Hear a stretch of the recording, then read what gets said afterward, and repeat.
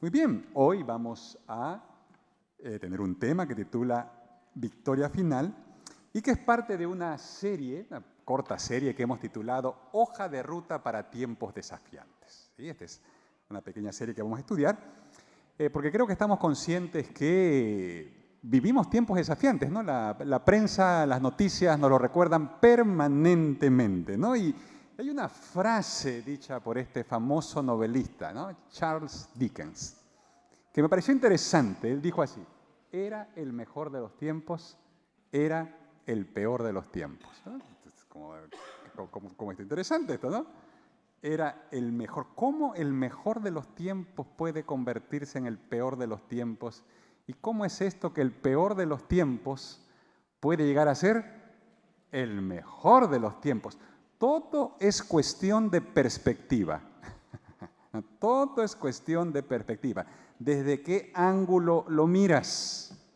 ¿Cómo lo miras? ¿Tienes los lentes correctos? ¿Estás mirando de manera correcta? Y alabado sea Dios, hermanos, porque nosotros tenemos la posibilidad de tener los lentes correctos para poder mirar desde el punto de vista correcto. Indudablemente hay tormentas, hay dificultades, vivimos tiempos de tormentas, catástrofes, ¿no? No hace mucho estábamos hablando del tornado Milton, ¿no? Que golpeó allí la costa oeste de Estados Unidos. Era la noticia, ¿no? Veíamos las imágenes todos los días. Pero ya Milton quedó atrás, ¿no? Hoy estamos hablando de las inundaciones en Valencia, España, ¿no? Esa es la noticia del momento.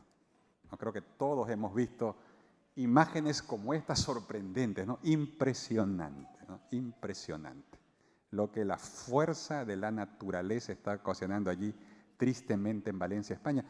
Y bueno, pero eso va a durar un poco más y luego vendrá seguramente tristemente algo más en esta cadena constante de tragedias naturales que estamos viviendo. Sí, tenemos dificultades externas, tormentas externas, pero probablemente las tormentas mayores que enfrentamos son internas, hermanos.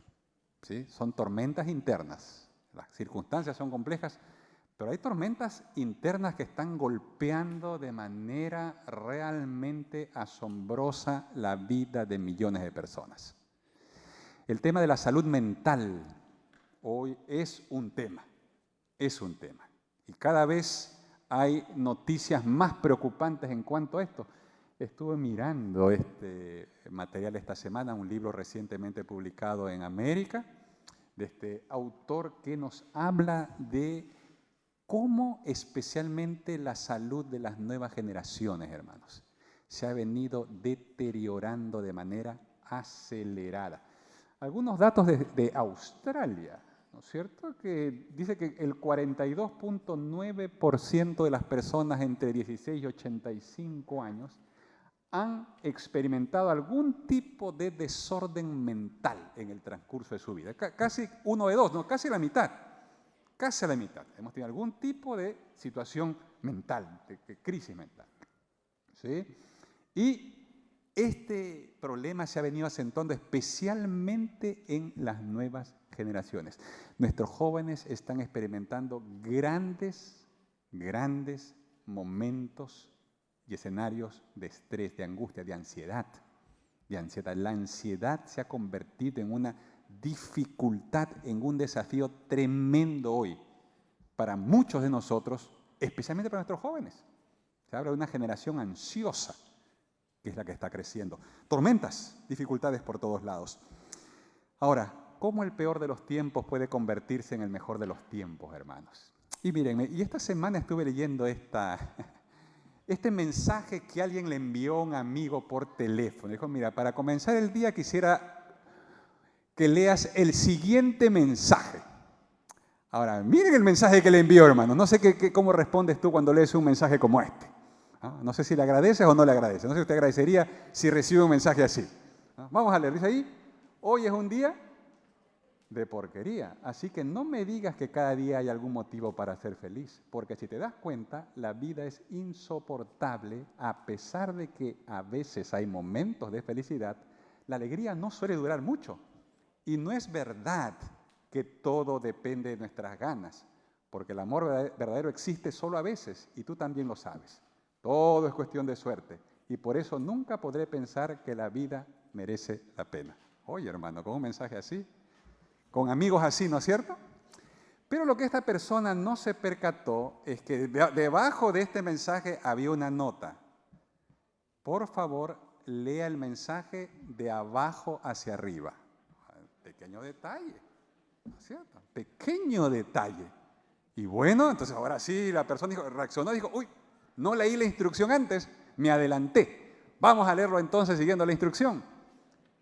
La vida merece la pena y por eso nunca podré pensar que todo es cuestión de suerte. Y tú también lo sabes, el amor verdadero existe solo a veces porque todo depende de nuestras ganas. Y no es verdad que la alegría no suele durar mucho. A veces hay momentos de felicidad. A pesar de que la vida es insoportable, porque si te das cuenta, cada día hay algún motivo para ser feliz. Así que no me digas que hoy es un día de porquería. ¡Oh, caramba! Todo es cuestión de perspectiva, de cómo lo abordas, de cómo lo miras, ¿sí? Y alabado sea Dios, hermanos, porque entonces nosotros podemos colocarnos los lentes correctos que nos provee la palabra de Dios para poder enfrentar los desafíos, tanto externos como internos, de la manera correcta, ¿sí? Con la mirada correcta. Y hay un pasaje en la Biblia de manera especial que tiene un mensaje muy importante para este tiempo a fin de que podamos mirar las cosas como debemos, con la perspectiva correcta. Y ese pasaje se encuentra en el libro de Apocalipsis, hermanos, que es un libro que justamente fue escrito para nuestros tiempos. El libro de Apocalipsis, el libro de revelaciones de Apocalipsis, que fue escrito por el apóstol Juan, que está ya al final de la Biblia, que es el libro para el tiempo del fin. Directamente, Apocalipsis es un libro escrito para el tiempo del fin. Y allí en el capítulo 14 de Apocalipsis, voy a invitarlos a todos a abrir sus Biblias, por favor. Vamos ahí entonces al libro de Apocalipsis. Encontramos que este capítulo está dividido en 3 secciones principales.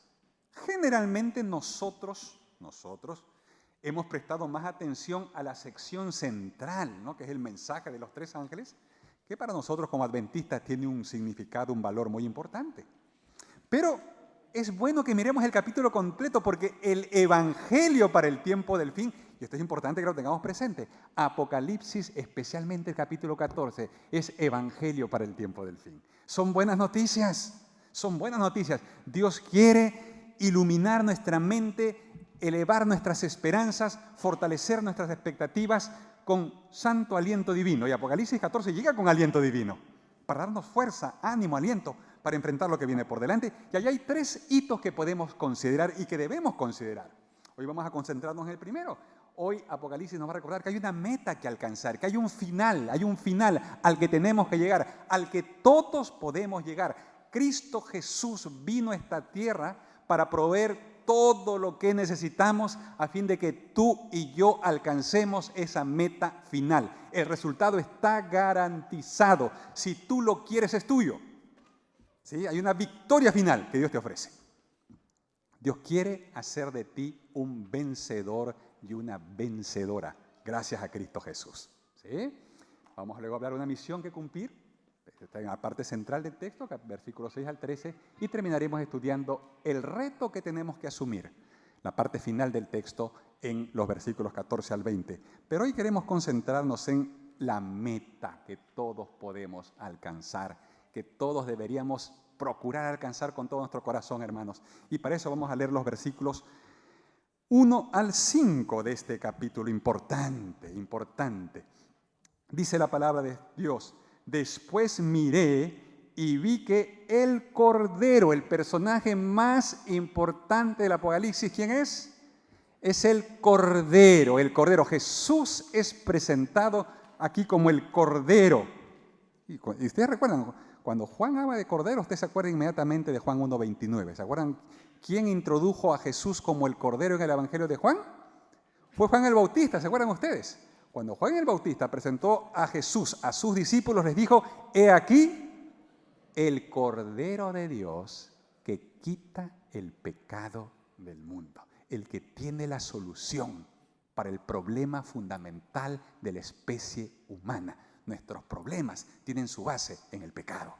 Y Jesús es la solución para eso. Y por eso aquí aparece ahora Juan. Juan nos cuenta que aquí aparece el Cordero que estaba de pie sobre el monte de Sión, y con él 144,000 que tenían el nombre de él y el de su Padre escrito en la frente. Oí una voz del cielo como el estruendo de muchas aguas y como el sonido de un gran trueno. La voz que oí era como de arpistas que tocaban sus arpas. Cantaban un cántico nuevo delante del trono y delante de los 4 seres vivientes y de los ancianos. Nadie podía aprender el cántico sino aquellos 144,000 que fueron redimidos de entre los de la tierra. Estos son los que no se han contaminado con mujeres, pues son vírgenes. Son los que siguen al Cordero por donde quiera que va. Estos fueron redimidos de entre los hombres como primicias para Dios y para el Cordero. En sus bocas no fue hallada mentira, pues son sin mancha delante del trono de Dios. ¡Wow! Y aquí aparece un grupo especial de personas que el texto los llama y los identifica como los 144,000. Los 144,000. ¿Quiénes son estos 144,000? Esa es una buena pregunta, ¿no es cierto? ¿Quiénes son los 144,000? Bueno, esos 144,000 aparecen por primera vez en el capítulo 7. En el 14 aparecen por segunda vez, pero la primera vez aparecen en el capítulo 7. Y vamos a mirar allí que, vamos a ir al capítulo 7. No pierdan el capítulo 14, pero vamos a mirar, para ir un ratito al capítulo 7, para mirar la primera vez en que aparecen los 144,000. Capítulo 7, no pierda el 14 de vista, porque vamos a volver allí. ¿Sí? Y leamos desde el versículo 2, dice allí: vi también otro ángel, 7:2, que subía desde donde sale el sol y que tenía el sello del Dios vivo, clamó a gran voz a los 4 ángeles a quienes se les había dado el poder de hacer daño a la tierra y el mar, diciendo: no hagáis daño a la tierra, ni al mar, ni a los árboles, hasta que hayamos sellado en su frente a los siervos de nuestro Dios. Interesante, aquí los llama ¿cómo? Vamos a sellar a los que son siervos de nuestro Dios. Y luego dice el versículo 4, y oí el número de los sellados, de los siervos de Dios. ¿Y cuál era el número? 144,000 sellados de todas las tribus de los hijos de Israel. Y cuando uno mira con atención, hermanos, claramente la Biblia muestra que estos 144,000 son los siervos de Dios que están preparados para encontrarse con Cristo cuando Él venga por segunda vez. ¿Sí? Son los fieles siervos de Dios que están listos para encontrarse con Cristo cuando Él viene por segunda vez. Ya ha habido toda una discusión si es un número literal, si es un número simbólico.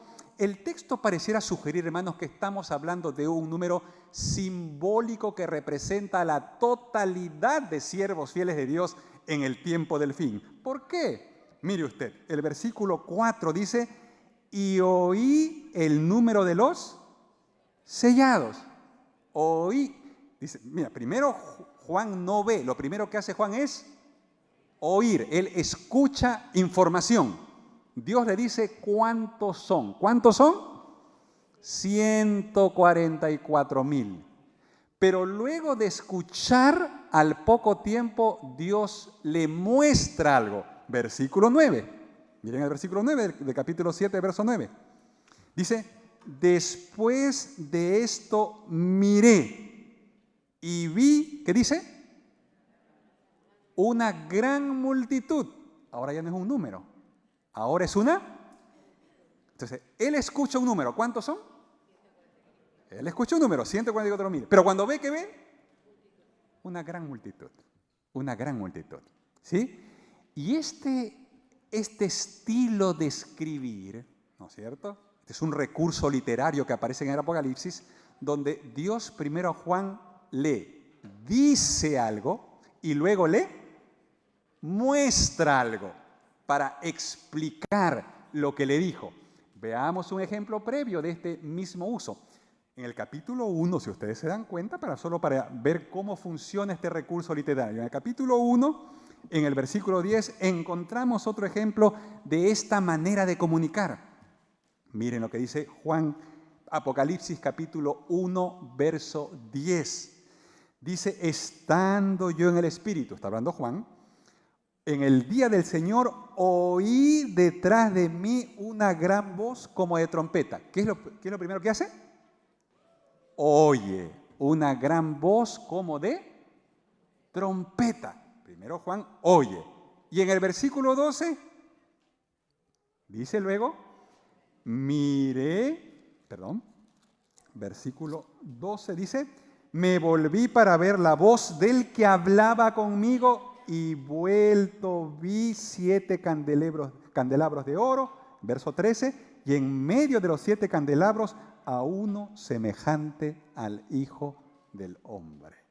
Entonces, primero Juan oye una voz como de trompeta y luego cuando voltea y mira, ¿qué ve? Ve al Hijo del Hombre.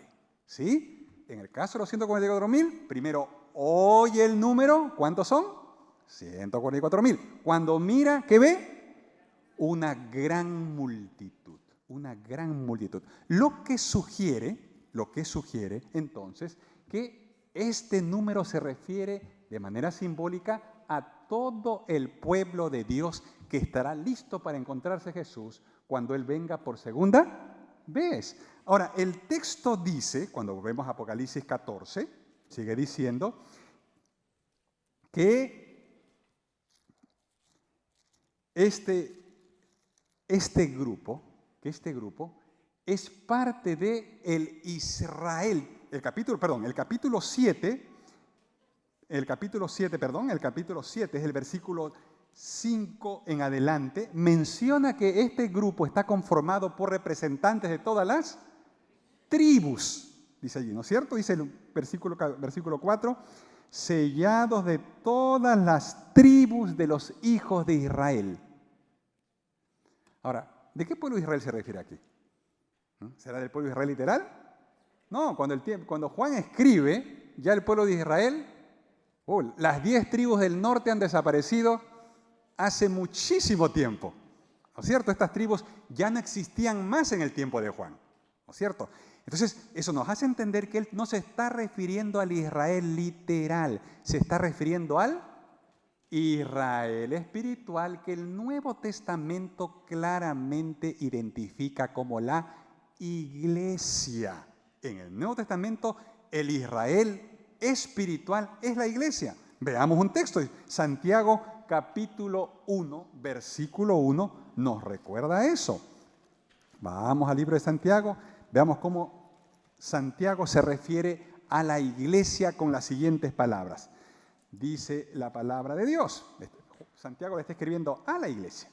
Y él usa las siguientes palabras. Dice, Santiago, siervo de Dios y del Señor Jesucristo, a las 12 tribus que están en la dispersión. Mira qué interesante cómo se refiere a la iglesia. Las llama las 12 tribus que están en la dispersión. Así lo llama Santiago. ¿Cómo llama Pablo a la iglesia en la epístola de Gálatas capítulo 6, verso 16? Vamos a ver otro ejemplo de cómo llama Pablo a la iglesia en Gálatas 6, 16. Dice la palabra del Señor allí. Le está escribiendo a la iglesia de los Gálatas. En Gálatas capítulo 6, verso 16. Y dice allí el apóstol Pablo, a todos los que anden conforme a esta regla, paz y misericordia hacia ellos y al Israel de Dios. ¿Cómo llama Pablo a la iglesia? El Israel de Dios.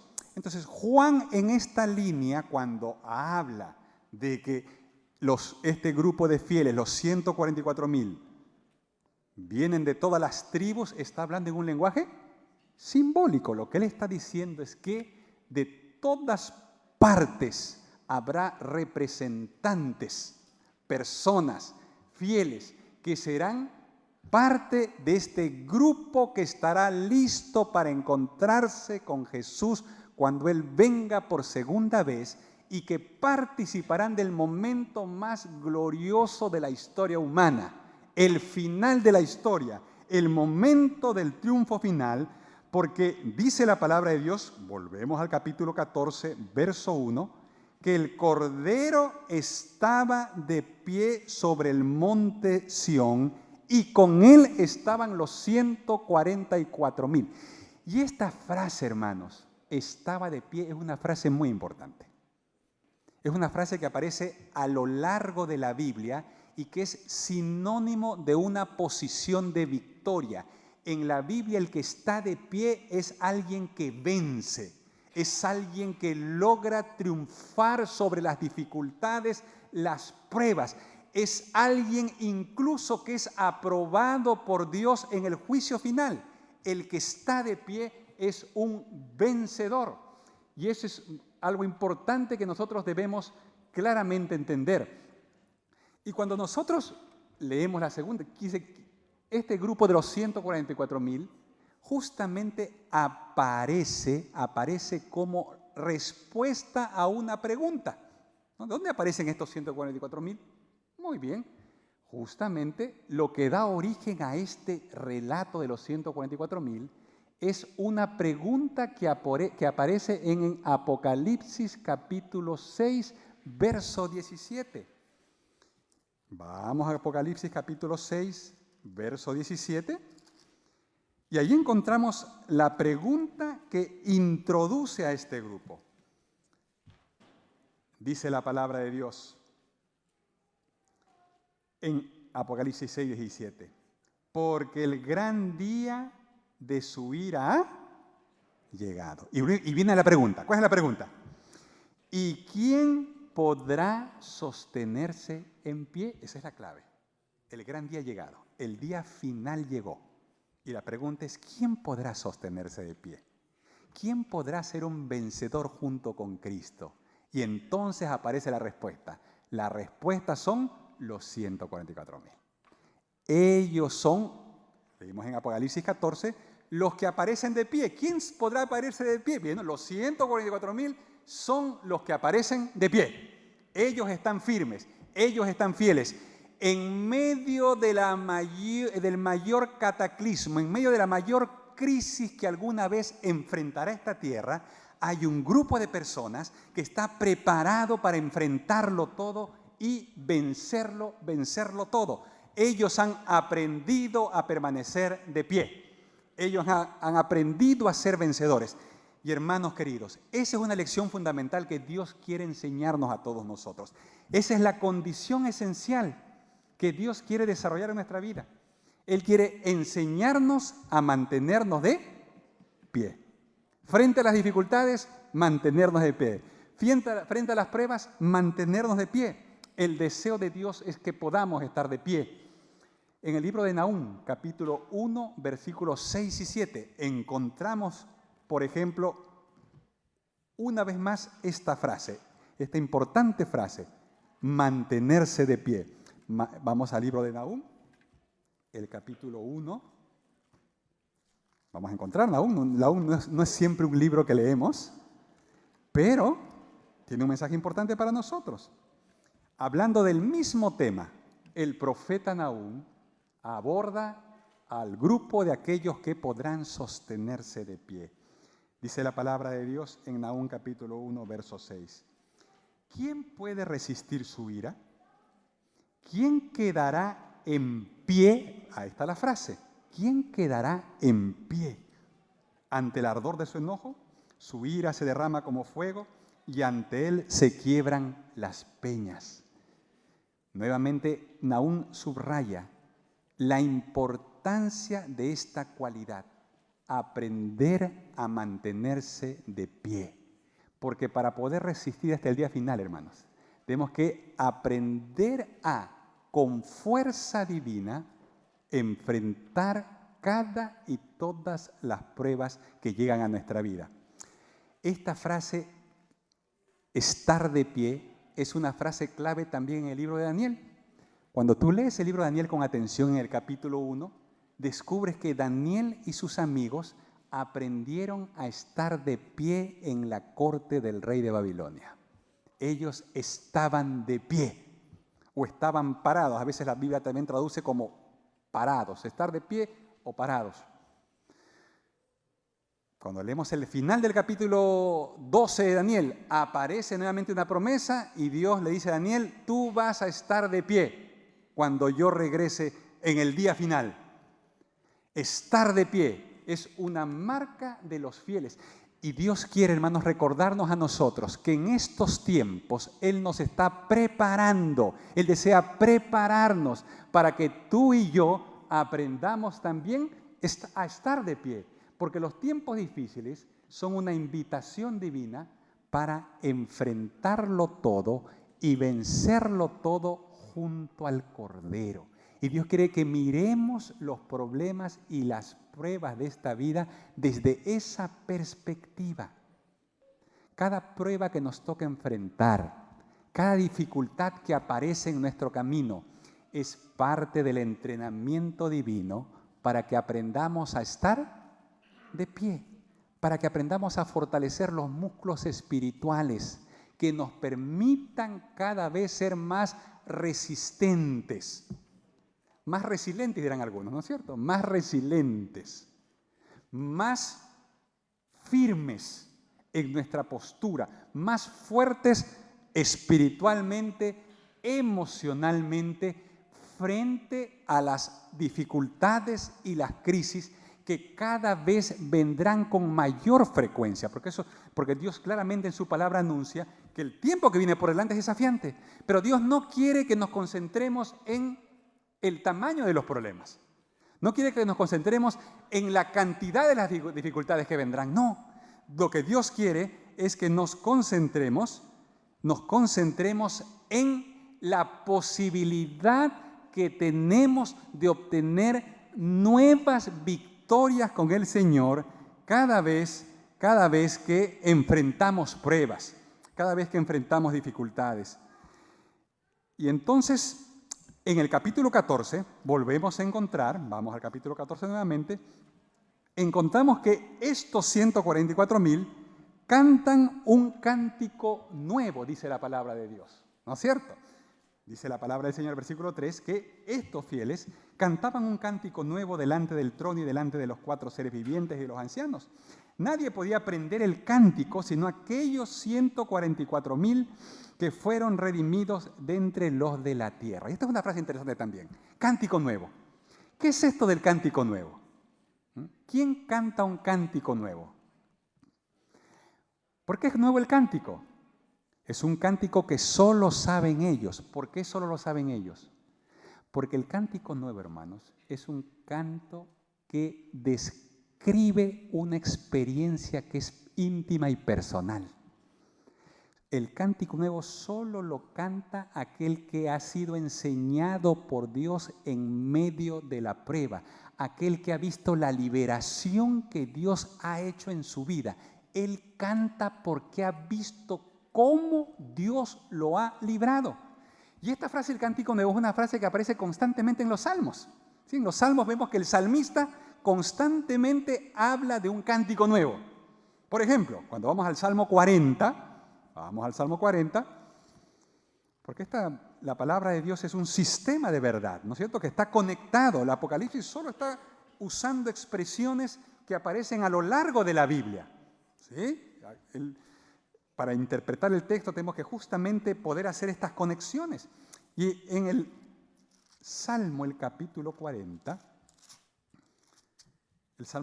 encontramos el siguiente testimonio del salmista.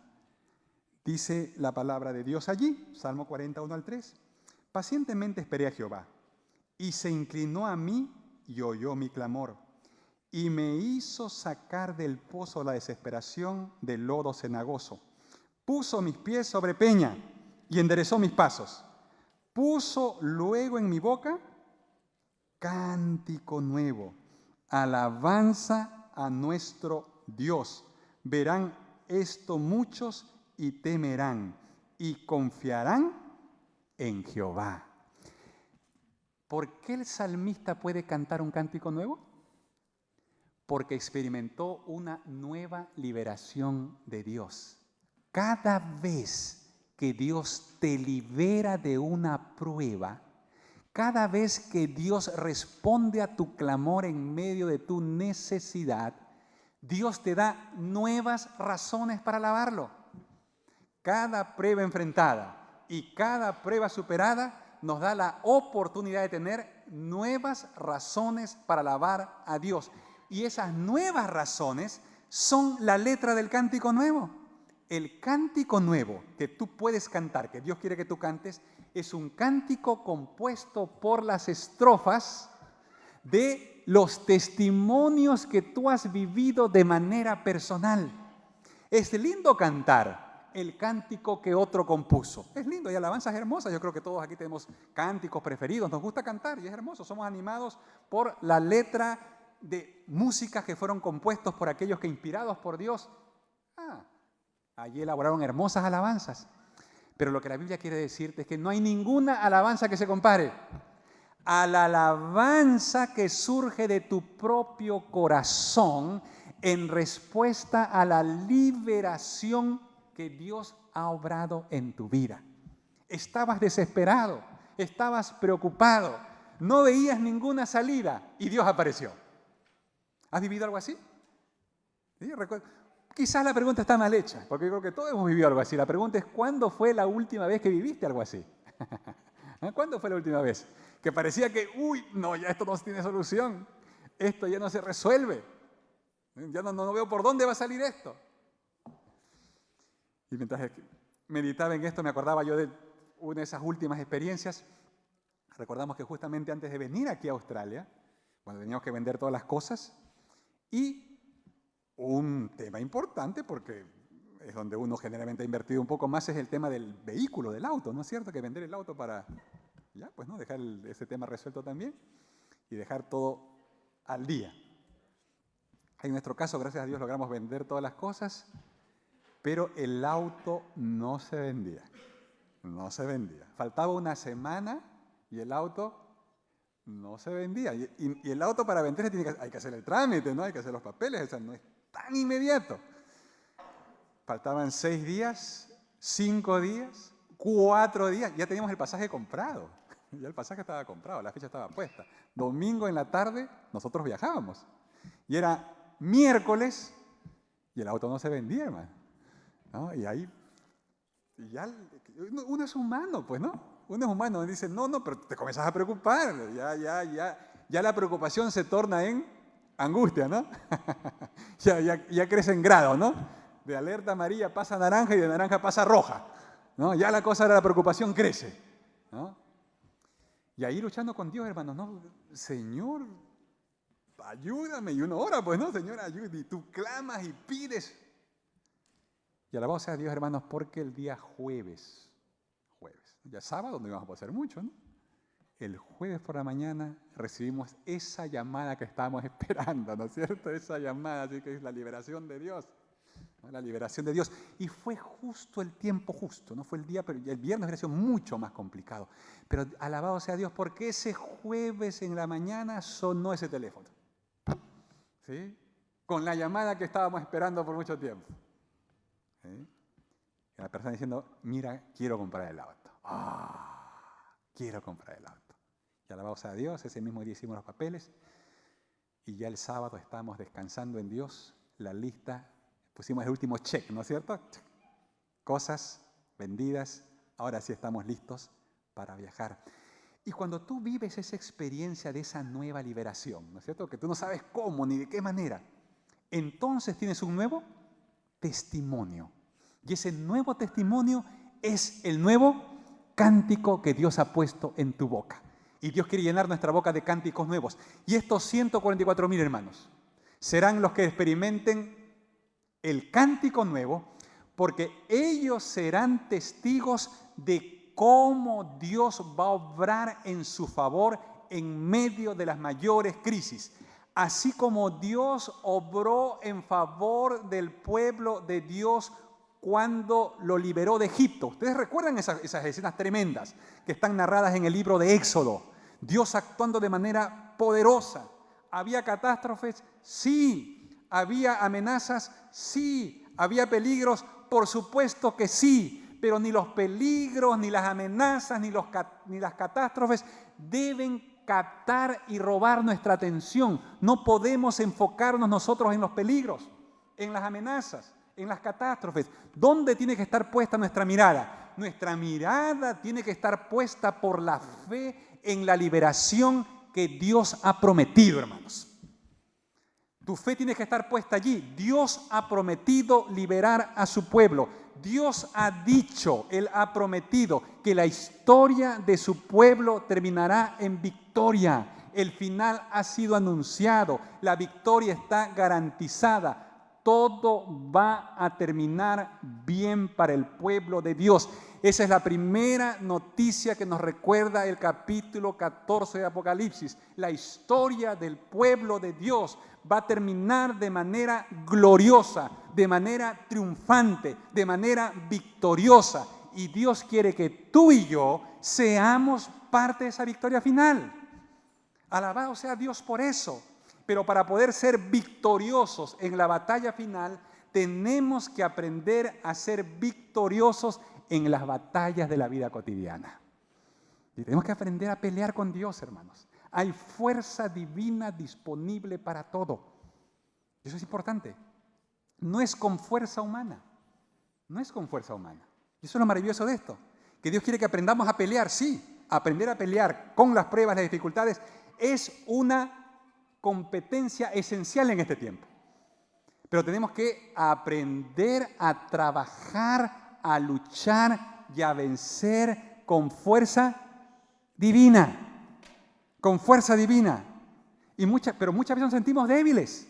Y es hermoso el testimonio del apóstol Pablo, hermanos. Cuando vamos allí al testimonio de Pablo, es hermoso leer su experiencia. En 2 Corintios capítulo 12, él da un testimonio. Y ojalá que nosotros también podamos ir construyendo un testimonio así. En 2 Corintios capítulo 12.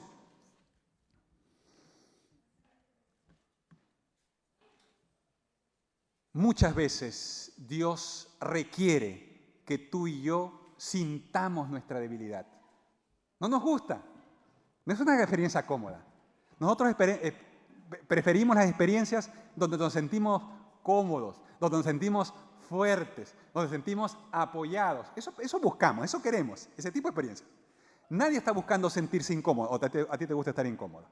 ¿Te gusta sentirte débil? ¿Te gusta sentirte vulnerable? No nos gusta sentirnos ni débiles ni vulnerables. No nos gusta eso no es humanamente deseable buscar ese tipo de experiencias. Pero Dios quiere que entendamos el potencial positivo que tiene el atravesar ese tipo de experiencias cuando sentimos nuestra debilidad. Y el apóstol Pablo claramente lo expresa allí. En el versículo 9 dice, y me ha dicho, estamos en 2 Corintios capítulo 12, versículo 9, y me ha dicho, bástate de mi gracia, porque mi poder se perfecciona, ¿cuándo dice? En la debilidad. Por tanto, de buena gana me gloriaré más bien en mis debilidades, para que repose sobre mí el poder de Cristo. Alabado sea Dios, hermano. ¿Por qué Dios te hace sentir débil? ¿Por qué Dios te hace sentir que no puedes? ¿Por qué Dios te hace pasar por circunstancias que escapan de tu control? Que tú ya no puedes manejar, que humanamente no le ves salida. ¿Por qué Dios permite que pasemos eso, hermanos? Porque son esas circunstancias las que te dan la posibilidad de que puedas recibir de Dios lo que solo Él puede darte. Gracia divina. Ayuda celestial, fortaleza del cielo.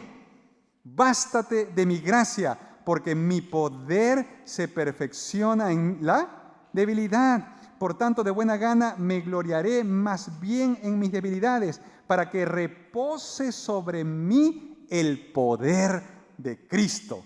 Por lo cual, por amor a Cristo, me gozo en las debilidades, en insultos, en necesidades, en persecuciones, en angustias, porque cuando soy débil, entonces soy fuerte.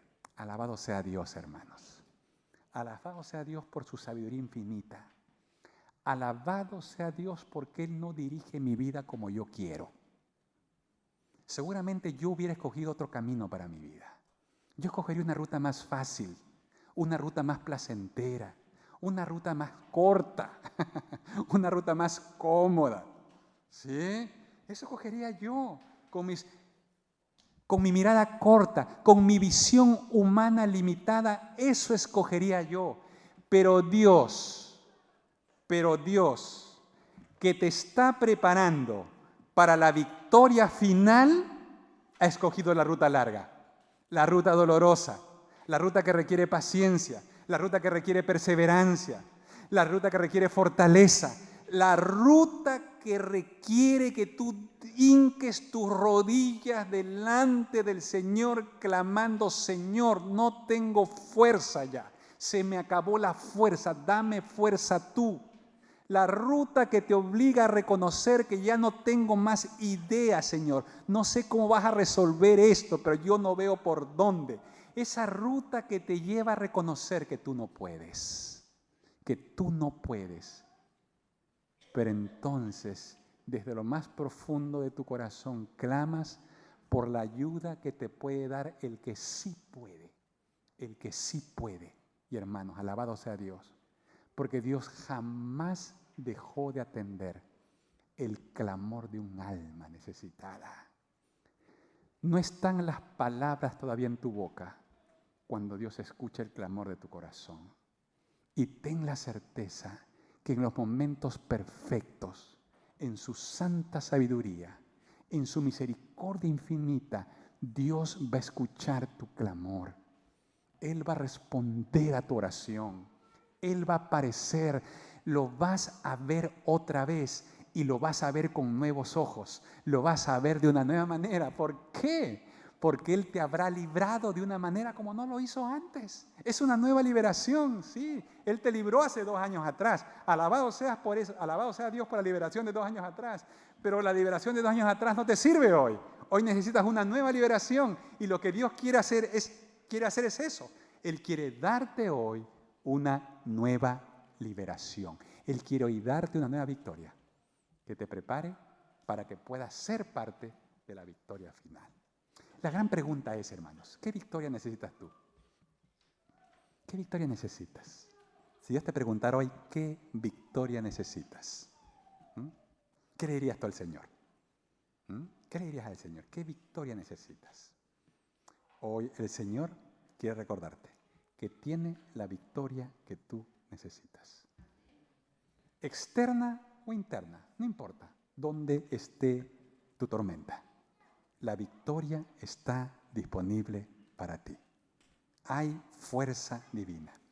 Así que si esta mañana, queridos hermanos, alguno de nosotros siente que ha llegado al límite de sus posibilidades, el Evangelio de Apocalipsis te recuerda que estás justo en el lugar donde Dios quiere tenerte. ¿Sí? No estás en el lugar que tú hubieras escogido, pero estás justo en el lugar donde Dios quiere tenerte, porque es en ese lugar donde estás preparado para hacer la oración que necesitas hacer. Clama a tu Dios, pidiendo que Él te dé una nueva liberación. Como dice el salmista en el Salmo 40, estaba en el pozo de la desesperación, clamé al Señor y Él oyó mi clamor. Él oyó mi clamor. Alabado sea Dios, hermanos, por su victoria. La victoria presente que te prepara para la victoria final. ¿Cuántos queremos decirle a Dios esta mañana, Señor, necesito hoy tu victoria? ¿Hay alguien que necesita una victoria especial hoy? ¿Sí? ¿Amén? Amén. Amén. Alabado sea Dios, hermanos. Vamos a luchar esta semana por esa victoria en oración, pidiendo que Dios nos sostenga, para que en el momento preciso podamos ver la victoria que Él tiene para nosotros. Vamos a orar entonces esta mañana, ¿les parece? Pidiendo que el Señor haga real su promesa en nuestra vida. ¿Y dónde estás? Vamos a agachar nuestras cabezas y vamos a pedir al Señor que comparta una nueva victoria con nosotros. Amante Padre que estás en el cielo, gracias por tu palabra, que nos recuerda, Señor, que el peor de los tiempos, con tu bendición y ayuda, puede llegar a ser el mejor de los tiempos. Alabado sea tu nombre, Señor, porque tú has dicho que en medio de nuestra mayor necesidad, tu gracia siempre será abundante y suficiente. Gracias, mi Dios, porque tú nos has llamado para ser parte de este entrenamiento divino, porque las victorias en nuestra vida diaria son eso en tus manos, son una preparación que tú estás haciendo con nosotros para que un día, Señor, seamos parte de la victoria final que tú entregarás a todos tus hijos que esperan y aman tu venida. Que tu Espíritu Santo sea con todos nosotros, Señor, y que muy pronto, para la gloria de tu nombre, podamos dar testimonio con un cántico nuevo de las nuevas victorias que tú habrás compartido con nosotros. Te agradecemos y alabamos tu nombre. En el nombre de Jesús oramos. Amén, Señor.